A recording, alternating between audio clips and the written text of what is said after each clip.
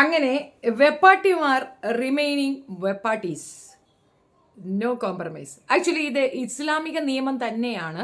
പക്ഷേ ഇത് ശരിക്കും പറഞ്ഞാൽ ഇസ്ലാമിയർ അനുസരിക്കുന്നുണ്ടോ ഇല്ലയോ എന്നുള്ളൊരു ഡൗട്ട് എനിക്കുണ്ടായിരുന്നു. പല ഇസ്ലാം വംശജരായ മനുഷ്യർക്ക് ഒരു അറാമ്പറപ്പുണ്ടായിരുന്നു, ഇഷ്ടമാതിരി കേട്ടി തകർക്കാം തോന്നണക്ക് അങ്ങോട്ട് ജീവിക്കാമെന്ന്. നമ്മുടെ രാജ്യത്തിൽ ഇസ്ലാമിയർ നേരിടുന്ന ഏറ്റവും വലിയൊരു ഒരു ഒരു ഒരു നാണക്കേടായിരുന്നു ഇസ്ലാമിയരായിട്ടുള്ള അത്യാവശ്യം കാമകഴപ്പുള്ളവന്മാർ കണ്ട പെണ്ണുങ്ങളുടെ കൂര പൊക്കാൻ പോകുന്നത്. അത്തരത്തിൽ കൂര പൊക്കികൾക്ക് നല്ലൊരു മറുപടിയുമായിട്ട് കോടതി വന്നിട്ടുണ്ട്. നമുക്കതൊന്ന് കേൾക്കാം കേട്ടോ. മുസ്ലിം പുരുഷന്റെ രണ്ടാം വിവാഹം രജിസ്റ്റർ ചെയ്യുന്നതിന് മുൻപ് ആദ്യ ഭാര്യയുടെ ഭാഗം കേൾക്കണമെന്ന് ഹൈക്കോടതി. ആദ്യ ഭാര്യ എതിർപ്പറിയിച്ചാൽ രണ്ടാം വിവാഹം രജിസ്റ്റർ ചെയ്യരുത്. ഭരണഘടന ഉറപ്പു നൽകുന്ന മൗലിക അവകാശങ്ങൾക്കാണ് മതം അവകാശത്തെക്കാൾ പ്രാധാന്യം എന്ന് ഹൈക്കോടതി ചൂണ്ടിക്കാട്ടി. വിജയകുമാർ ജസ്റ്റിസ് പി വി കുഞ്ഞികൃഷ്ണന്റേതാണ് നിർണായകമായ നിരീക്ഷണം. ഏറ്റവും പ്രധാനപ്പെട്ട കാര്യം ഈ നിരീക്ഷണത്തിന് സംഭവിച്ച അല്ലെങ്കിൽ നിരീക്ഷണത്തിന് ഭാഗമായ കാര്യം രണ്ടാം വിവാഹം രജിസ്റ്റർ ചെയ്യാൻ ഒരു മുസ്ലിം പുരുഷൻ അദ്ദേഹത്തിന്റെ രണ്ടാം ഭാര്യയും സംസ്ഥാന സർക്കാരിനോട് ഈ രജിസ്ട്രേഷനുമായി ബന്ധപ്പെട്ട നടപടികളുമായി ബന്ധപ്പെട്ട് മുന്നോട്ട് പോകുന്നതിനിടയിലാണ് ഈ ഹർജി ഹൈക്കോടതിക്ക് മുമ്പാകെ വന്നത്. 2008 കേരള രജിസ്ട്രേഷൻ ഓഫ് മാരേജസ് നിയമപ്രകാരം രണ്ടാം വിവാഹം രജിസ്റ്റർ ചെയ്യണമെങ്കിൽ നിലവിലുള്ള ഭാര്യയുടെ സമ്മതം വേണമെന്ന കോടതി വ്യക്തമാക്കി. ആദ്യ ഭാര്യയുടെ മൊഴി കോടതിക്ക് അവഗണിക്കാൻ കഴിയില്ലെന്നും വിധിയിൽ വ്യക്തമാക്കിയിട്ടുണ്ട്. ഇത്തരം സാഹചര്യത്തിൽ മതം ദ്വിതീയമാണെന്നും ഭരണഘടനാ അവകാശങ്ങളാണ് പരമോന്നതമായി പരിഗണിക്കുന്നതെന്നും ജസ്റ്റിസ് പി വി കുഞ്ഞികൃഷ്ണൻ പറഞ്ഞു. രണ്ടാം വിവാഹം രജിസ്റ്റർ ചെയ്യുന്നതിനെ കുറിച്ചുള്ള ചോദ്യം വരുമ്പോൾ മതാചാര നിയമം ബാധകമല്ലെന്നും ആദ്യ ഭാര്യ ജീവിച്ചിരിക്കുകയോ ആദ്യ വിവാഹം നിലവിലുണ്ടായിരിക്കുകയോ ചെയ്യുമ്പോഴാണ് സമ്മതം ആവശ്യമായി വരുന്നതെന്നും ജസ്റ്റിസ് പി വി കുഞ്ഞികൃഷ്ണൻ വ്യക്തമാക്കിയിട്ടുണ്ട്. സുപ്രധാനമായ ഇടപെടലാണ് ഹൈക്കോടതിയുടെ ഭാഗത്ത് വന്നിരിക്കുന്നത്. നേരത്തെ ഒരു നിരീക്ഷണം എന്നാണ് വ്യക്തമാക്കിയെങ്കിൽ അതൊരു ഉത്തരവായി തന്നെ ഇപ്പോൾ ഹൈക്കോടതി പുറത്തിറക്കിയിട്ടുണ്ട്. ഹൈക്കോടതി പുറത്തിറക്കിയ ഒരു ഉത്തരവ്. ഇനി ഇതിന് വേണമെങ്കിൽ അപ്പീൽ പോവാം. വെപ്പാട്ടി അസോസിയേഷൻസും വെപ്പാട്ടൻ അസോസിയേഷൻസും കൂടെ ചെന്നാൽ മതി, അപ്പീൽ പോയി, അതല്ലേ നല്ലത്. ഹിന്ദു മാരേജ് ആക്ടിലും ഇങ്ങനെ ഒരു പ്രശ്നം ഉണ്ടായിരുന്നു. മുൻപ് ഒരുപാട് ഭാര്യമാരെ വയ്ക്കുക എന്നുള്ളത് അവരുടെ ഒരു രീതി തന്നെയായിരുന്നു. അത് സ്റ്റോപ്പ് ചെയ്യപ്പെട്ടു. സെയിം തിങ് ഇസ്ലാമിലേക്ക് വരണമെന്ന് ഞാൻ ഒരുപാട് ആഗ്രഹിച്ച ഒരു കാര്യമാണ്. ഗോഡ് ഗ്രേസ്, പടച്ചവൻ്റെ സഹായത്തിൽ അങ്ങനെയൊന്നും സംഭവിച്ചു. നമ്മുടെ നാട്ടിൽ 10 ലക്ഷത്തോളം പെണ്ണുങ്ങളാണ് ഒപ്പിട്ട് കൊടുത്തത് ഈ പറയുന്ന ഒരു അരാജകത്തിന് എതിരെ. അവരെ മതത്തിനെ വളച്ചൊടിക്കുകയാണ് ചെയ്തത്. വാസ്തവത്തിൽ മതത്തിൽ അങ്ങനെ ഒരു വശമുണ്ട്. ആദ്യ ഭാര്യയ്ക്ക് സാറ്റിസ്ഫാക്ഷൻ ഇല്ല, അവളെ നോക്കാത്തവൻ, അവളെ പരിഗണിക്കാത്തവൻ മറ്റൊരു പെണ്ണിനെ തൂക്കിക്കൊണ്ട് നടക്കുന്നത് തെറ്റാണ്. ഞാനിത് പല പ്രാവശ്യം പറഞ്ഞു. പണ്ഡിതന്മാർ ഇത് കൃത്യമായി ആളുകളിലേക്ക് എത്തിക്കാത്തതിൻ്റെ കുഴപ്പമാണ്. മെയിനായിട്ട് മുസ്ലിം പെൺകുട്ടികൾക്ക് മതം പഠിപ്പിച്ചു കൊടുക്കുക. എന്തുകൊണ്ടാണ് അവരുടെ മെൻസസ് കഴിഞ്ഞ ഉടനെ മതം പഠിത്തം നിർത്തുന്നത്? ഇസ്ലാമിക നിയമങ്ങൾ എന്താണെന്നും ഇസ്ലാം എന്താണെന്നും പെൺകുട്ടികളെയാണ് പഠിപ്പിക്കേണ്ടത്. അവർ പഠിപ്പിച്ചുള്ളവരുടെ മക്കളെ. സത്യം പറഞ്ഞാൽ പെൺകുട്ടികളാണ് ഈ മതത്തിനെ പറ്റി പഠിക്കേണ്ടത്. പെണ്ണുങ്ങൾക്ക് എന്ത് പ്രിവിലേജ് ഉണ്ടെന്നും പെണ്ണുങ്ങളെ എങ്ങനെയാണ് അവർ കൺസിഡർ ചെയ്യണമെന്നും മനസ്സിലാക്കണം. അറയും കുറയും മാത്രം മനസ്സിലാക്കിക്കൊണ്ടിരുന്ന് പൊട്ടത്തിരുന്ന് ഖാതിലമയ്യത്തൂന അൽ ഫതലൂന എന്ന് പറയണക്കല്ല ഇത്.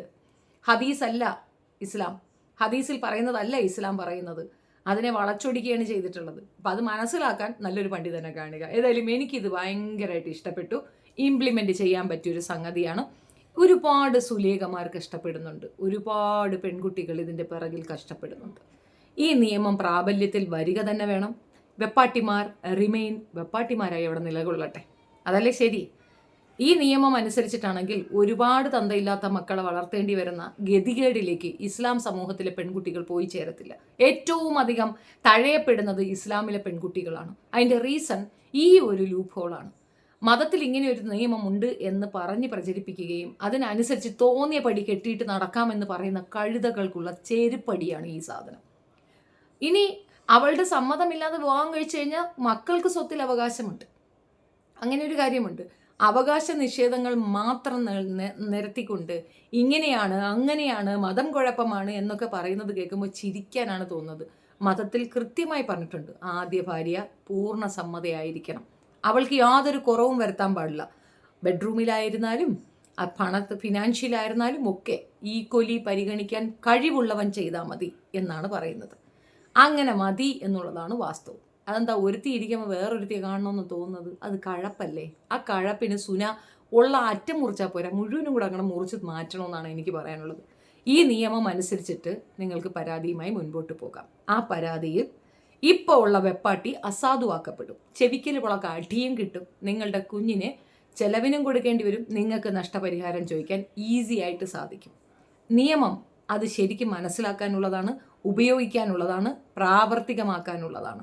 ഈ വൈകിയാണെങ്കിലും കോടതിക്ക് ഇങ്ങനെ ഒരു കാര്യം എടുത്തു പറയാൻ തോന്നിയത് നല്ല ഉപകാരം. ഇതിനെപ്പറ്റി ഒരു മതസംഘടനകളും എതിർത്തോ അനഭിപ്രായമോ ഒന്നും പറഞ്ഞിട്ടില്ല. എന്തുകൊണ്ടെന്നറിയാമോ? മതത്തിൽ ഇതുണ്ട്. അത് മറച്ചു വെച്ചിട്ട് ഇവന്മാർക്ക് കയറൂരി അങ്ങ് കൊടുത്തിരുന്നു. അതുകൊണ്ടാണ് ഈ തോന്നിവാസം കാണിച്ചത്. ഞങ്ങളുടെയൊന്നും നാട്ടിൽ, ഞങ്ങളുടെയൊന്നും വീട്ടിൽ ഇങ്ങനെ ഒരു പരിപാടി ചെയ്തത് എനിക്കറിയത്തില്ല.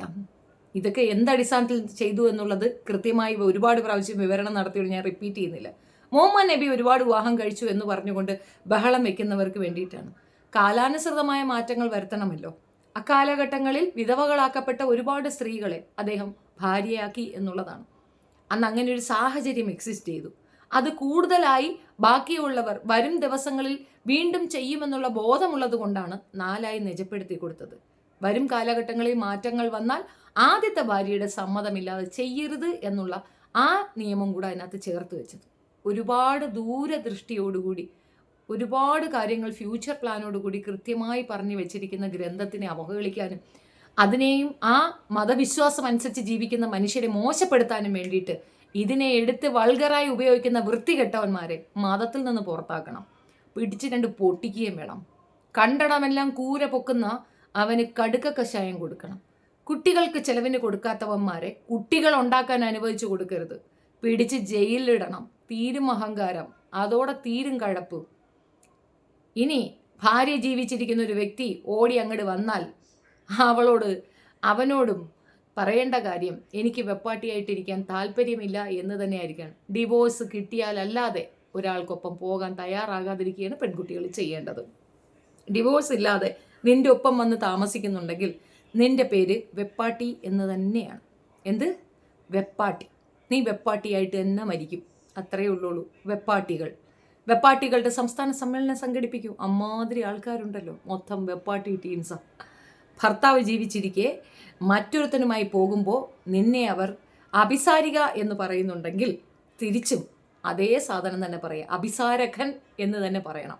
അങ്ങനെയുള്ള ഒന്നിനും കൊള്ളാത്ത റെഡ് സ്ട്രീറ്റ് പ്രോഡക്റ്റുകളുമായി ബന്ധം പുലർത്തിയാൽ കൂടെ നമ്മുടെ കുഞ്ഞുങ്ങൾക്കും ആ പേരുദോഷം കൊണ്ടുവരേണ്ടി വരുമെന്നുള്ളതൊരു വസ്തുത. മനസ്സിലാക്കുന്നവർക്ക് മനസ്സിലാകും, അല്ലാത്തവർ കിടന്ന് കണസാ പറയും. നല്ലത് പറഞ്ഞു തരുന്നവരെ തെറി വിളിക്കുക എന്നുള്ളതാണല്ലോ നമ്മുടെ സമൂഹത്തിലെ മിക്കവാറുമുള്ള വെപ്പാട്ടികളുടെ ഒരു രീതി.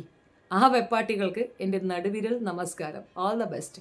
ഈ നിയമപ്രകാരം ആർക്കെങ്കിലും ഏതെങ്കിലും രീതിയിൽ പരാതിയുമായി മുൻപോട്ട് പോകണമെന്നുണ്ടെങ്കിൽ എന്നെ സമീപിക്കാം. ഞാൻ സപ്പോർട്ട് ചെയ്യുന്നതായിരിക്കും. ഞാൻ ഓൾറെഡി ഒരാളെ ഈ ഒരു വിഷയത്തിൽ സപ്പോർട്ട് ചെയ്യുന്നുണ്ട്. അതുകൊണ്ട് തന്നെയാണ് ഞാനത് പറഞ്ഞത്. സോ ഈ ഒരു നിയമം മുസ്ലിം പെൺകുട്ടികൾക്ക് ഏറ്റവും അക്സെപ്റ്റൻസ് ഉള്ളതായിരിക്കണം. ഇപ്പോൾ റീസെൻ്റ്ലി ഒരു പെൺകുട്ടി കരഞ്ഞുകൊണ്ട് നിലവിളിച്ചുകൊണ്ട് ഒരു വീഡിയോ ചെയ്തിരുന്നു. നമ്മുടെ മീഡിയ ഓണിലാണ് അത് വന്നിട്ടുണ്ടായിരുന്നു. ഞാൻ അതിനകത്ത് അപ്രീഷിയേറ്റ് ചെയ്യുന്നു. വേറൊരു ചാനലും അത് അങ്ങനെ എടുത്തിട്ടുണ്ടായിരുന്നില്ല. ചിലപ്പോൾ സംഖ്യകൾ എടുത്തു വെച്ച് ബഹളം വയ്ക്കുമെന്ന് തോന്നി. പക്ഷേ അതിനെ ബേസ് ചെയ്തിട്ടാണെന്ന് തോന്നുന്നു ഇങ്ങനെ ഒരു വിധി വന്നത്. വളരെ ഗ്രേറ്റ്ഫുൾ തിങ് ആണ്. അതിൻ്റെ കാരണം ഞാൻ പറയാം. 3 കുട്ടികളുള്ളവർ ഭർത്താവുമായി വിവാഹം കഴിച്ച് സ്വത്തും സ്വർണവും ഒക്കെ പണയവും വിൽക്കുകയും ഒക്കെ ചെയ്ത ശേഷം ആ പൈസ എടുത്ത് അയാൾ വീട് വെച്ചു. അയാളുടെ പേരിലുള്ള വസ്തുവിൽ അയാൾ വീട് വെച്ചു. അതിനുശേഷം ഇവർ തമ്മിൽ അലശണ്ട ഉണ്ടായി. ഇവൾ കുട്ടികളെയും കൂട്ടി വീട്ടിലേക്ക് പോയി. ആ ഗ്യാപ്പിൽ അയാൾ പോയി 2ാമതൊന്ന് വിവാഹം കഴിച്ചു. ഇപ്പോൾ ആ കുട്ടിക്ക് പരാതി കൊടുക്കാം. കാരണം 2ാമത് കെട്ടിക്കയറി വന്ന വെപ്പാട്ടിക്ക് യാതൊരു വാല്യൂ ഇല്ല. ആദ്യത്തെ ഭാര്യയ്ക്ക് ആ വാല്യൂ. സ്വത്ത് സുഖങ്ങളൊക്കെ അവൾക്ക് കൊടുക്കേണ്ടി വരും. വെറും കൈയോടെ നിനക്ക് ഇറങ്ങിപ്പോകാം. അതാണ് താല്പര്യമെങ്കിൽ. വെപ്പാട്ടികൾ റിമൈനിങ് വെപ്പാട്ടികൾ ആയി നിൽക്കുന്ന ഒരു പ്രത്യേകതരം സംഗതി. സൂപ്പർ ഒന്നും പറയാനില്ല. ഇതിനെപ്പറ്റി ഒരു ഡീറ്റെയിൽ വീഡിയോ എത്ര നമ്പർ എങ്ങനെയാണ് എന്നുള്ളത് ഞാൻ വരും ദിവസങ്ങളിൽ ചെയ്യുന്നതായിരിക്കും. നിങ്ങളുടെ അഭിപ്രായങ്ങൾ കമൻറ്റിൽ രേഖപ്പെടുത്തുക. വെപ്പാട്ടികൾ അവെയർ. ഓക്കെ. നല്ല സുഖമുള്ള ജീവിതം നേരുന്നു. നന്ദി.